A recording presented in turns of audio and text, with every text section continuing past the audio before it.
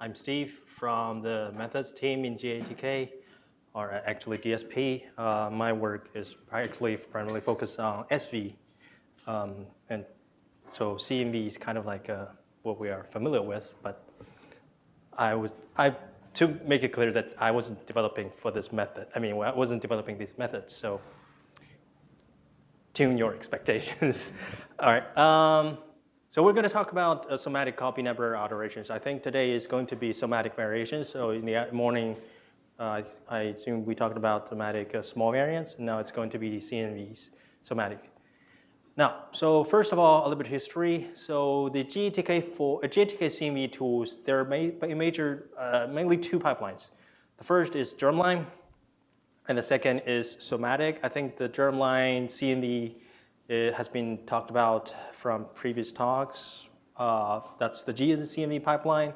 And today we're going to focus on the CNV, the CNV and ACNV side. And the little bit of history is that the GCNV is actually developed off, historically we have XHMM. It's also developed at the BroadE. I think that's several years ago. If you go to YouTube, there's actually a talk, but for historical purposes. And then for the somatic CNV side, we have two pipelines. One is the CNV, which covers only, in beta, GATK4 beta, which I think you guys already know that GATK4 is no longer beta now. So we have a CNV that works only on exome data, and that was actually a port of capsic and recapsic. And there's also ACNV. This A is for allelic. So we would take SNP allelic calls, and then just incorporate that into CNV calling, and that's from the allelic capsic. And now in the formal release of GATK4, which I think we are now at 4.1, GATK, the latest version of GATK, it's the pipeline is called model segments CNA. It covers both exomes and whole genome sequencing data. All right. So and then so of course we have absolute call that is not fully supported in GATK yet, which basically we'll talk about that later. It's these tools will call copy ratios. It's ratio with respect to the average ploidy you have at certain loci, and the absolute will base on those copy ratio calls and just output the absolute copy number call. All right. So you mentioned briefly about absolute also to prepare the file. Are you mentioned something about absolute or not? In your presentation? This I don't think we would do absolute, cover absolute. It's not fully supported there yet. Okay. So a little bit of history first. Not history, background. So how many of you have, done CMV detection work or trying to interpret that? So, well, about 30%, something like that. So, well, people are very familiar with the SNP and indel calls, what we typically call the small variants, several bases or maybe a dozen bases that long, but CNV calls typically are very large. And here, what's shown here is, I think it's karyotyping. On the left, you have normal cells. Okay, so your normal cells, when you do karyotyping, you see here, for the autosomes, you also have a pair of sister chromosomes. Of course, we're here mainly focused on human data.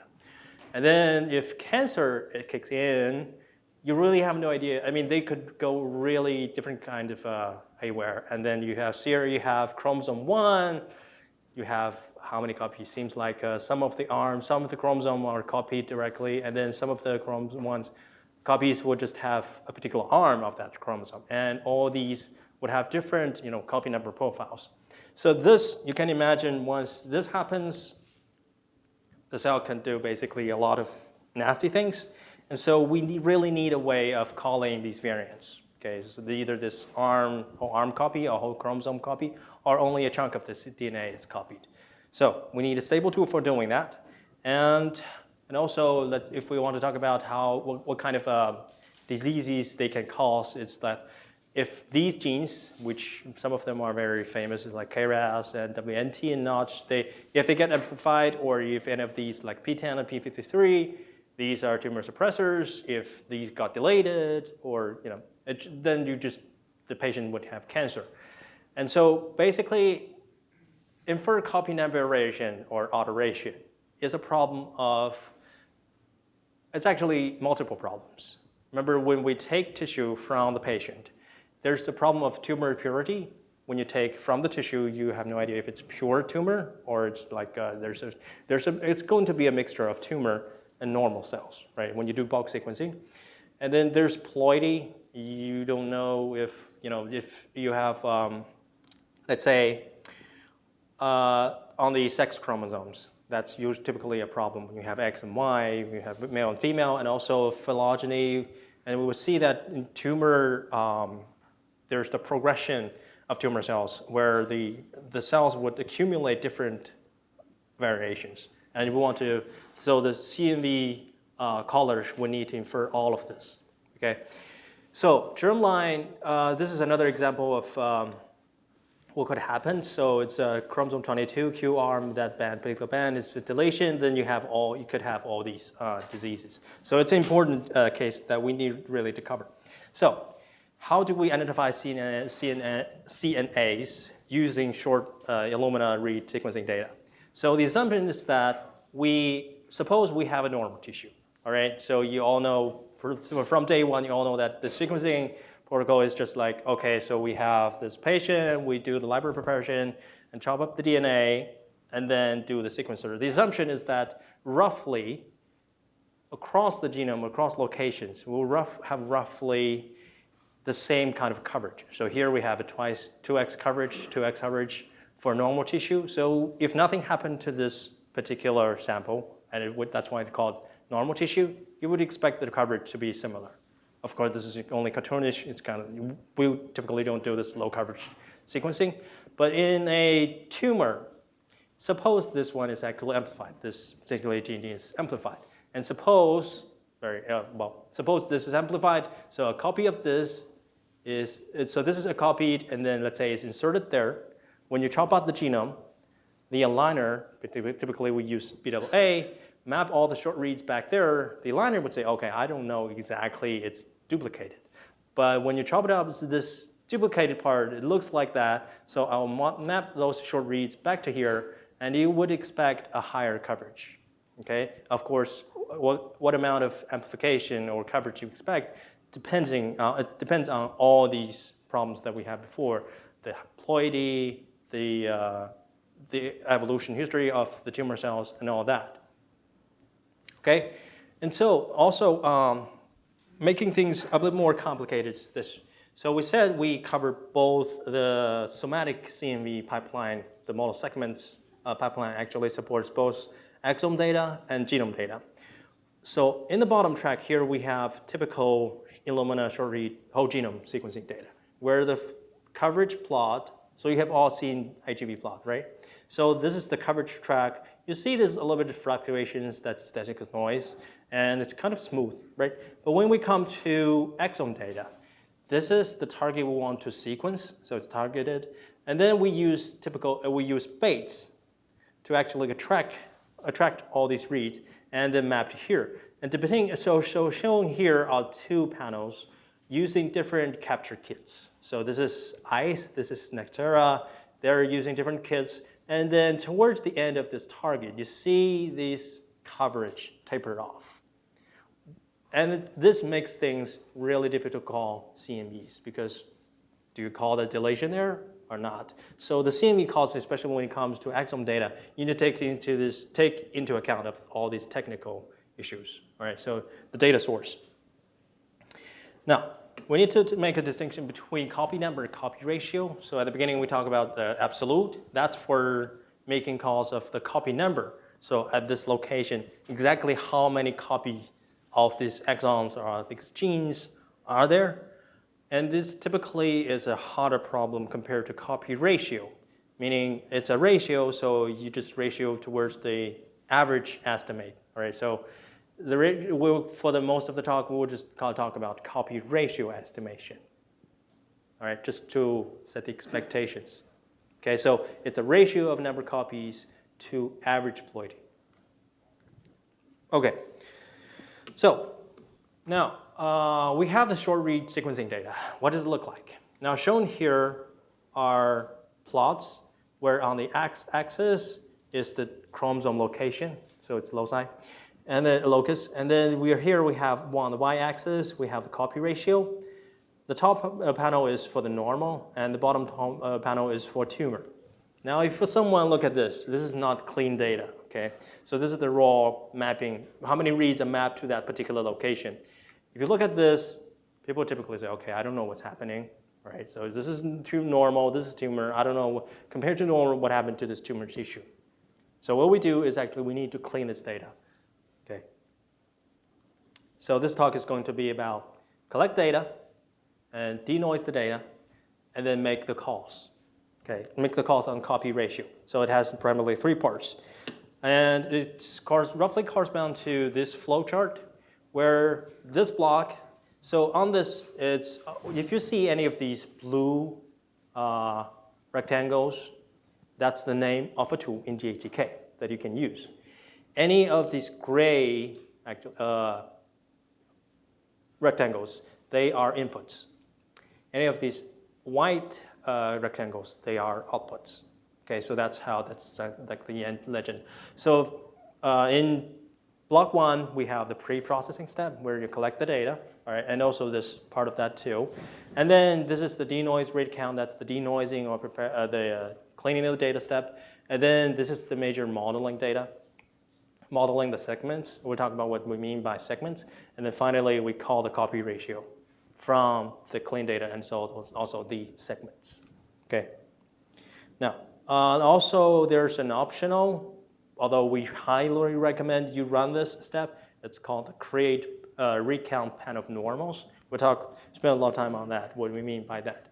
So first step, we need to pre-process the intervals.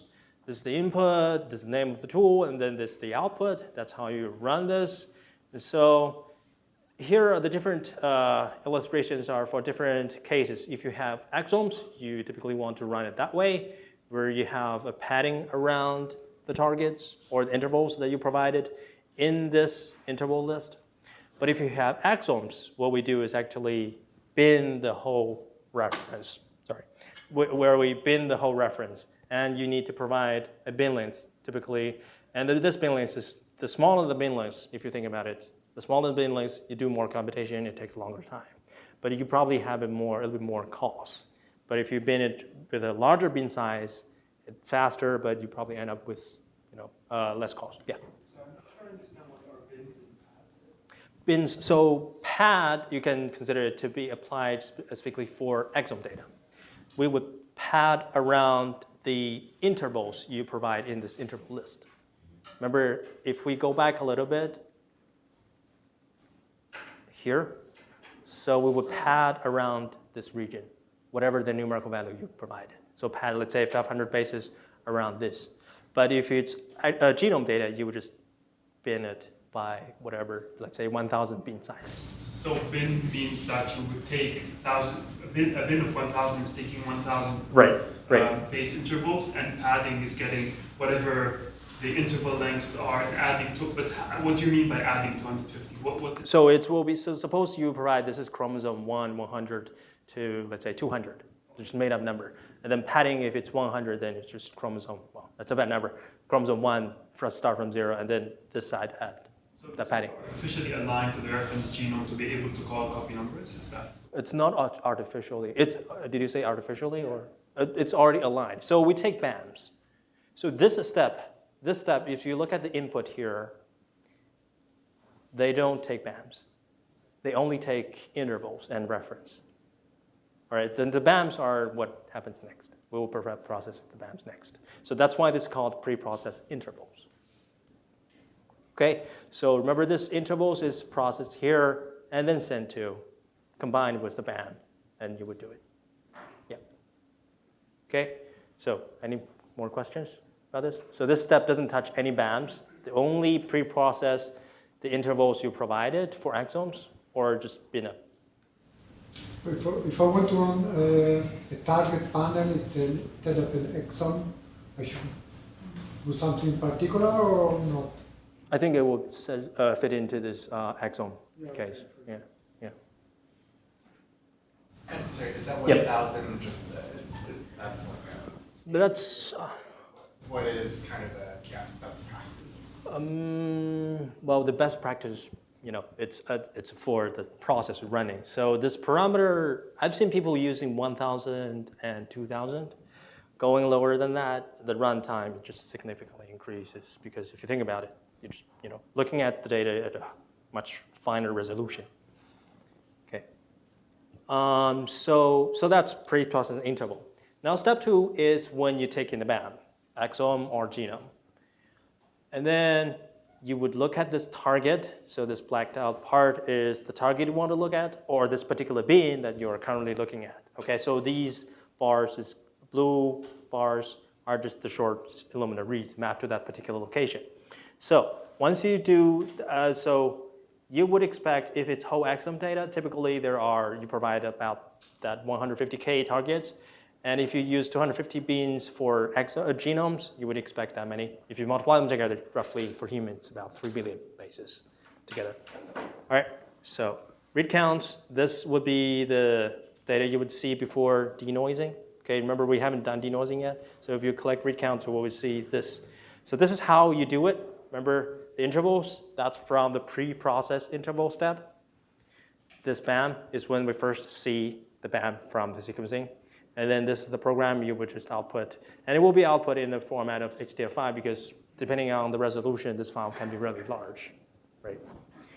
So it's a special output format, it's HDF5, okay? And that's how you run it. And I think in the tutorial, Barry would show how to run this tool exactly. And then once we pre-process the interval and collect the read count from the BAM, we need to denoise the data because we've seen how noisy the data can be from just collecting the read count, right? The idea here in the Somatic pipeline, it's very different from the germline pipeline that you've seen previously in GCMV, is that we would run standardization and PCA. Now, if you think about it, PCA here primarily is for for taking out the systematic noises that we have from the sequencing. All right, so PCA is for that purpose. We want to shrink the variation from this very raw reads. And here each page is actually represent one particular BAM that you have corrected the read count from. So each page is one sample, that's one sample, that's one sample, and that's one sample, that's one sample. Right? All of them has to go through this process. How do we do that? That's when we use the panel of normals, okay? And then after this panel of normals, we would see this not denoised data come to a much cleaner data. And you could see already at this location or this chromosome, probably we're already seeing some head deletions where the coverage or read count drops significantly, right? And here we may have an amplification. All right, so the idea of PCA is basically learn a hyperplane. All right, so if you're into the methods, so if you think about a PCA, we want to learn the hyperplane that represents systematic biases from the panel of normals. And this panel of normals preferably, or it's better to be from the same sequencing center, same targets, and also same baits and capture kits. So eliminate as much technical variations as possible from your sequencing part. And then this panel of normal would help you capture that systematic bias and then remove that, okay? And then once we learn that panel of normals, we would just remove that using the panel of normals. This is the way you run it. Again, you see this, each of this read count output from the collect read count needs to go through this, okay? And, yes. And so this is the step called for creating the panel of normals, where you input all these samples that you want to call as the panel of normals, okay?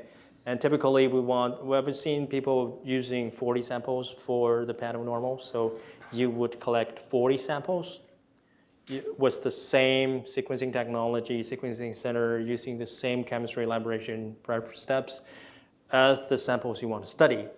And those goes into this step and output this panel of normal, HDF5, okay? And also you can ask to take into account of GC correction, because I don't know how many of you have this experience that depending on where you are in the reference, the GC content could be really high, and that affects the copy number profile or the efficiency of the capturing the reads, and that could throw it off. So you can include that into your consideration of the GC correction content. Okay, so once you create the pattern normals, right?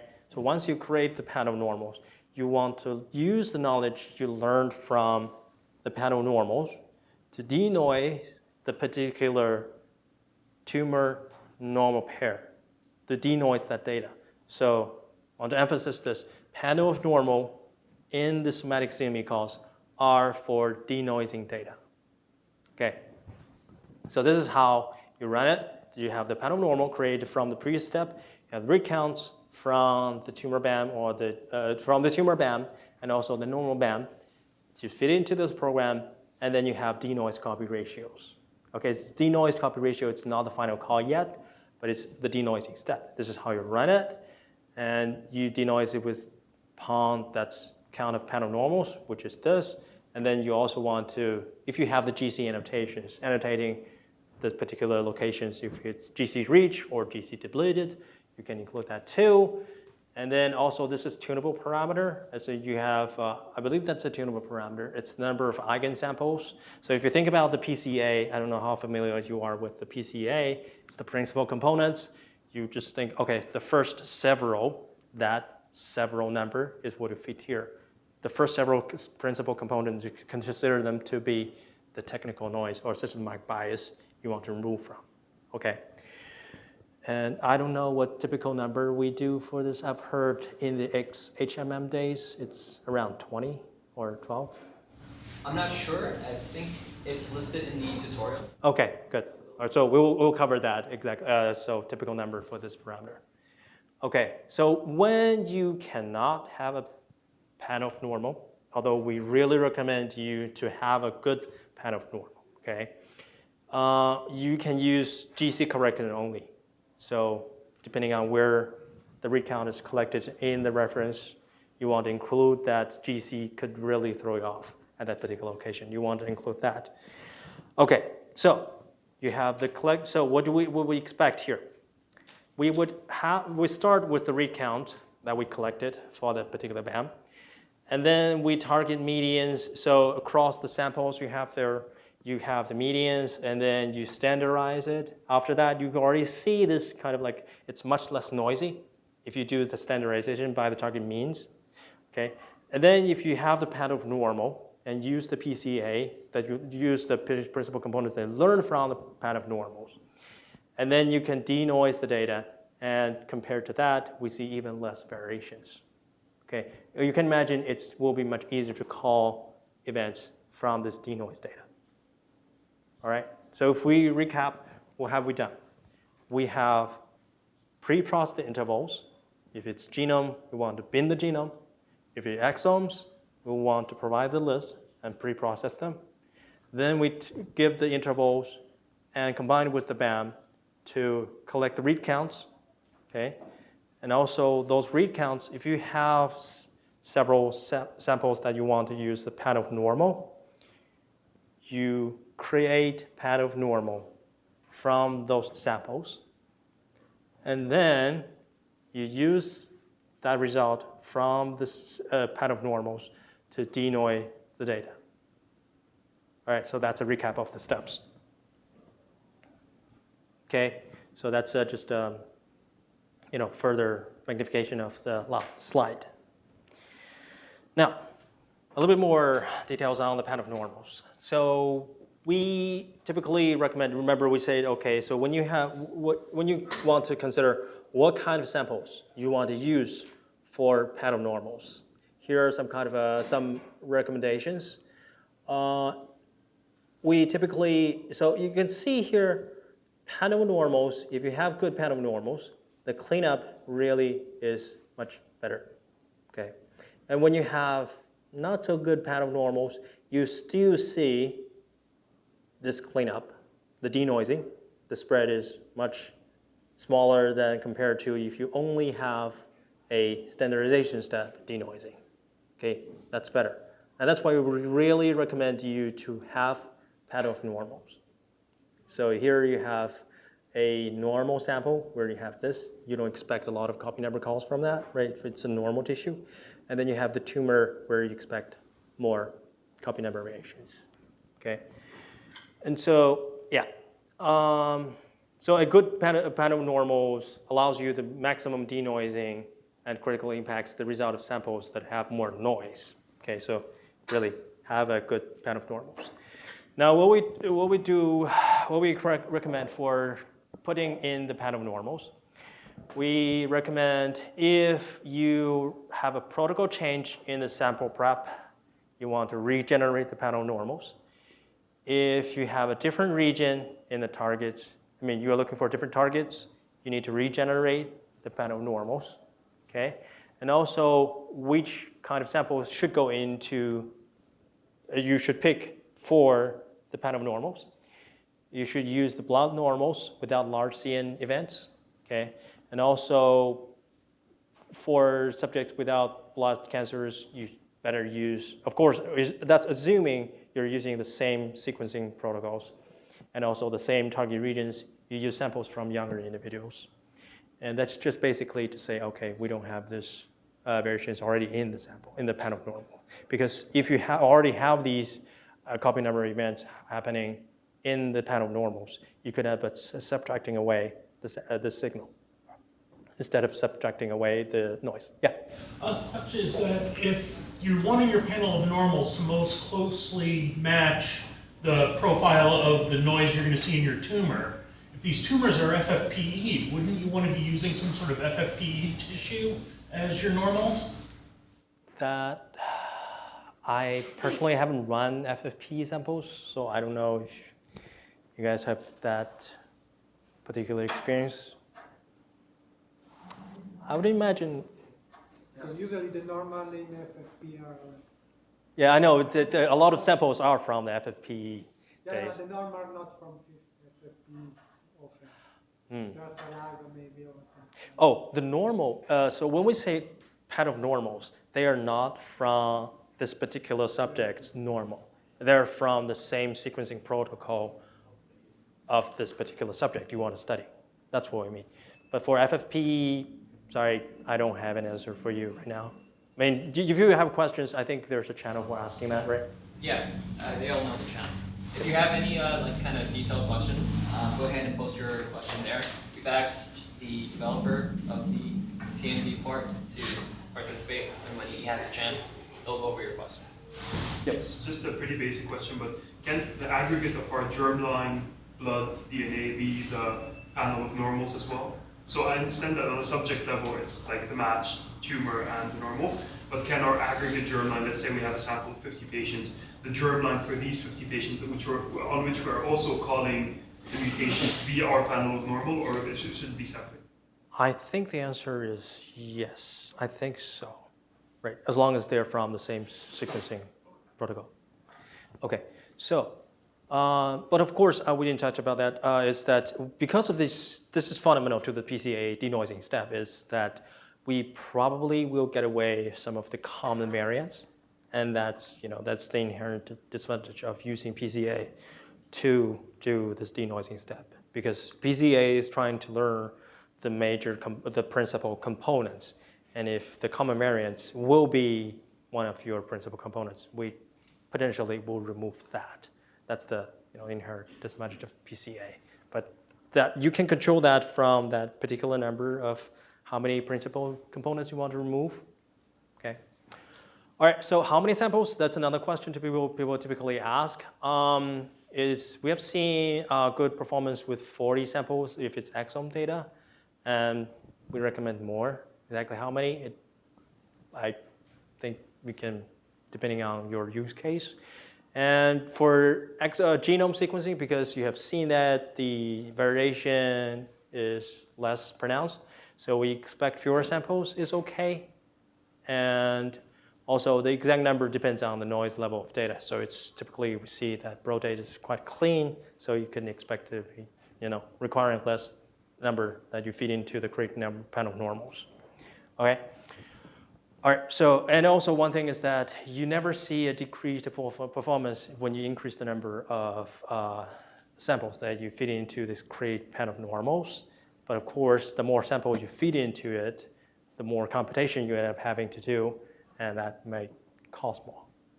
Okay. So, recap of all these workflows. So we have pre-processed interval.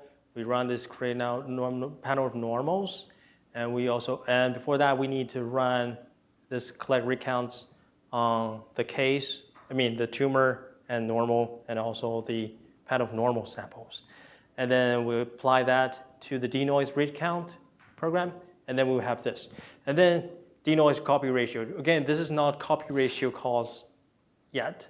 Then we feed it into this model segments unit, and that's when you segment, and then you have, and then finally you would have copy ratio calls. So now here's a diversion from the major prep is that we have, up to this point, we have talked about using read count, right?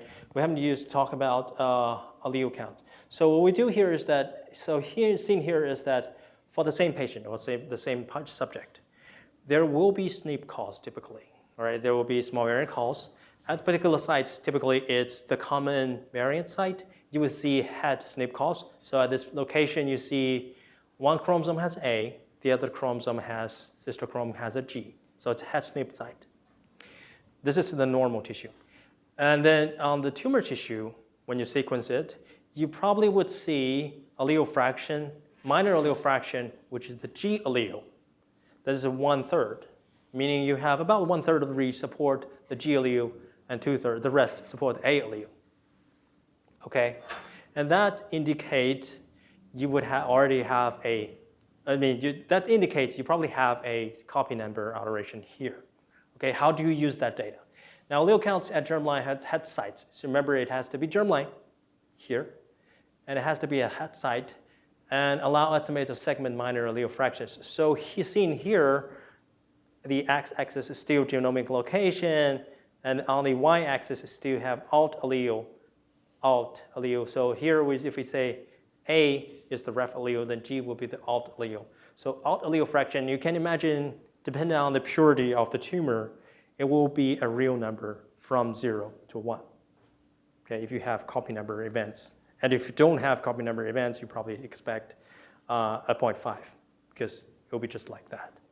Okay, all right. So for exome data, you typically expect that many hets, and for genome, you expect that many het sites. So this diversion is that you can run this collect allelic counts.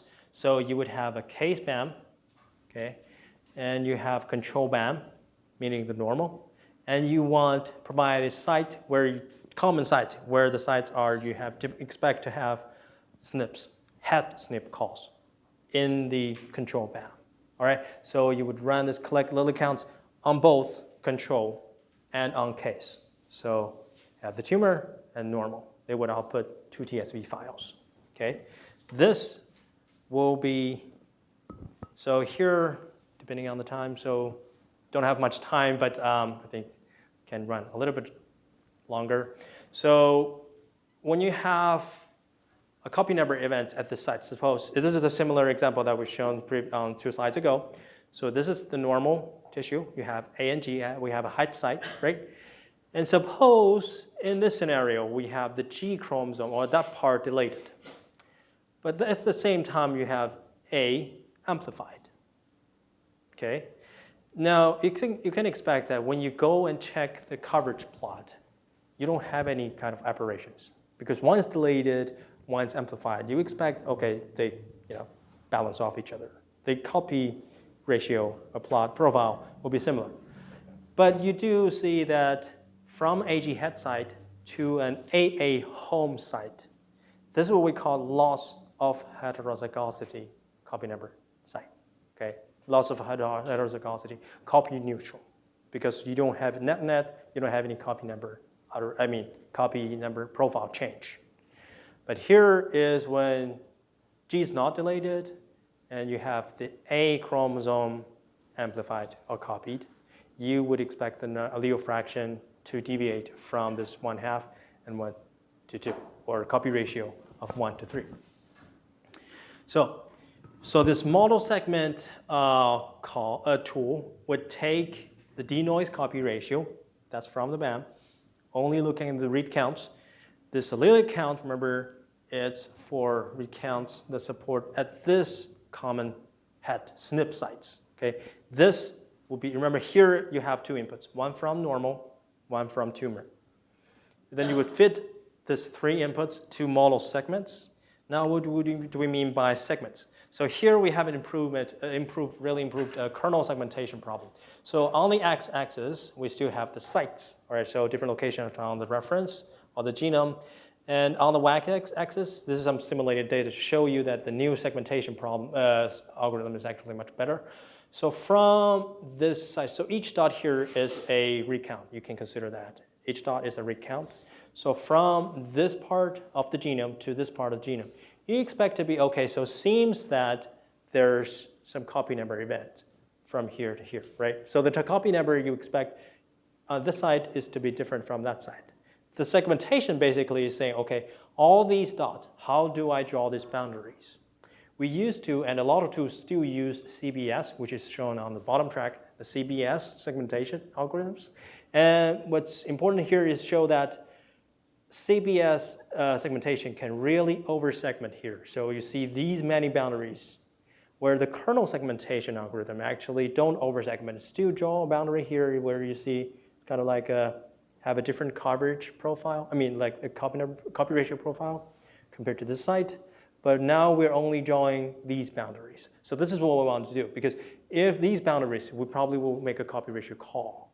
We want to make a copy ratio call for each of the segment. And this is called over-segmentation problem. As a user, you don't want to see that many garbage calls, right? You want to be focused on the real segments. So that's the improvement we have in GATK4 for the segmentation, much better. And also, if you're wondering what this, these two groups are, we're just showing that for bimodal distributions of, or more generally, multimodal distributions of this read counts, we can still detect this change in profiles. All right, where if you average them, then the mean of these two is not that different from the mean of these two. Okay, so you probably will have difficulty if you're using the CBS segmentation algorithms. Now this is how you run a tool. So it's called model segments. You denoise copy ratio, that's from collect read count and denoised. And then you have a allelic count. Remember, you always have two inputs, one from normal, one from tumor. And then you have output. Now it's a directory because it's going to be having multiple outputs. And you have to specify the output prefix. And also, this is one of the penalty factor. One of the parameters. There are always parameters you can tune in GATK tools or any of the bioinformatics tools. This parameter you can tune. And on the slide, we show what you can expect from tuning this parameter. So for copy ratio segments, meaning if you only have the denoise copy ratio, this is what you expect on the left. So as you increase this penalty factor, you expect less segments. And intuitively, you think about, okay, so from this segment to this, what I want to be called a different segment, you really increase the penalty. So the segmentation problem is, okay, you increase the penalty, I don't want to make that cause of that many segments, comment that many segments. But if you decrease that, you can imagine, okay, I'm more liberal, I can do call more segments, okay? A similar scenario if you have allele fractions inputs, okay? All right, so that is, I believe that's the similar plot that you can have there. Here's another recommendation is that if you have a lower coverage WGS data, I think it's lower coverage, like 10 would be classified as low coverage. We typically want to recommend you increase the bin size. Okay, that's the recommendation. This is a plot showing you. And if you want to see how to read this plot, so this is from same samples using different bin size. So here we have 250 bin size. And here we have 1,000. Again, notice that we're using genome data, okay? So on the y-axis, that I think different color mean different things. So the blue means precision and the yellow means sensitivity. And same thing here. So as you go from here to here, you expect. So this plot would generate, so this is plot, let's focus on this plot, this dot. So this is when you use penalty factor 0.5, okay? You would have penalty factor 0.5 using 1,000 bin size. You would expect specificity to be 0.87 and sensitivity to be around that value and persistence to be around that value. Where if you use the same penalty factor, pick the wrong number, but you would see you have you would see a higher number compared to all the same configuration, but only different bit size. Okay, so that's what this plot is trying to say. Yep. Plot, Sorry. what is low coverage? Is it like, I don't know, 30x? I think 30x would be considered normal. Maybe 10 is considered to be low, something like that. There's something called as low whole genome sequencing, Yeah. and that's like 5x. Okay.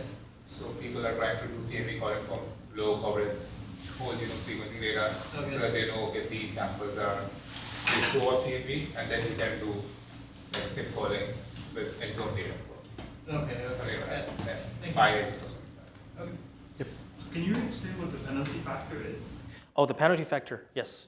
We can go back here. So the penalty factor we're talking about this penalty factor, right? So here it's a numerical floating point value. So this penalty factor, if you focus on this, you have penalty factor here set to be 0.5 and 1. This is higher than that numerical value, right? And you would see from this plot to this plot, we see much fewer segments. So it's intuitively, it's like, okay, when you want to change or detect the different segments, so from here, from this location to another location, you want to make a call and say, okay, it's a different segment. So basically, you want to change a different state. And that change of state, the algorithm internally is, okay, if I want to make that change to a different state, what are the penalties? And you can see, again, intuitively, if you assign a higher penalty for making that jump, it wants to be more lazy. Yeah. And when you increase your bin size, let's say with whole genome, with the example you gave, that would not allow you to cause copy number alteration of small number of bases, right? Right. So you would penalize your resolution by increasing your precision.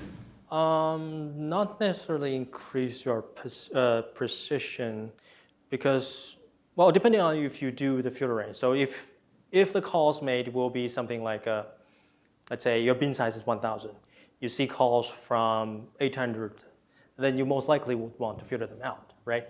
And if we're talking about calls that are made about 1,000 or above the bin size, not necessarily, I think it's not necessarily lower specificity if we're strictly talking about those calls. Because we think about, you never want to look at the calls of size more smaller than the bin size, right? Okay, so that is that. And then, so the model segments would give you the segment, basically how to group together or cluster together the read counts. And then we fit that into the call copy ratio segments. And this is how you run it. And then you would have the segmented copy ratio as the output. Okay, so this will be the segment. So each color will be a segment. So this whole chromosome have one segment. Here, chromosome 7, we have 2 segments, and their copy ratio is different. Okay, so this is copy neutral, and here we have elevation or actually duplicated regions, and here we have depleted regions or deleted genome chunk of the genome. Okay, so that's what you would expect. Now, of course, you always want, if you're good bioinformatician or analysis, you always want to do QC to see what your outputs are like. So here we have 2 plotting programs or tools. So to help you to do QC, one is the plot denoise copy ratio, and the other is called plot model segments. You can see plot denoise copy ratio, just take the denoise copy ratio and plot it. And that's how you run it. And let me see if there's no example for showing that. Basically, it's for doing QC. Once you do the denoise, you want to say, okay, do I see a smaller variance and lower noise? Once I do the denoising, of the copy ratio, okay? And also you want to make sure that across the samples you look at, is the reduction kind of like there's no bias from sample to sample. You see very different denoising behavior, and you don't want to see that. And the plotting model segments will give you a similar plot where you can just look at it. Maybe we can show them in the tutorial. Okay. Yeah. So just the presentation before, sorry, after this, one more. Yeah. Yes, So okay. when you make the CN calls, right? So it's like plus or minus or zero. So like let's say the minus one, right? Yeah. So how do we know that it's homozygous deletion or a heterozygous deletion? There will be GT. There will be a GT. The output of all this pipeline, of this whole pipeline, will be a VCF, I believe. There will be the GT. Do you know GT? Genotype? Yeah. You have looked at the VCF, right? No, not yet, but yeah. Yeah. So I mean, it will follow the same VCF specification. So if you have GT, and you need to refer to the alt column of the VCF, and you would see if it's 0, typically that means nothing happening there. If it's 1, you just need to look at the alt. So you would see maybe it's a del, and then you would see it's a deletion. And there typically should be a CN. If CN is 2, for human at autosome site, it's copy neutral. If it's 1, most likely to be a head call. If it's 0, then it's going to be a home wire deletion. Okay. So there you need to know how to look at VCFs. Yep. And also from this plot, you can see it's most likely some kind of like a. Of course, the problem here when you look at this plot is that there's always the tumor purity problem. If it's pure tumor, you can say it's probably a high head site. But if it's only a fraction of the cells you are sequencing, then you have to, the tumor heterogeneity problem comes into play.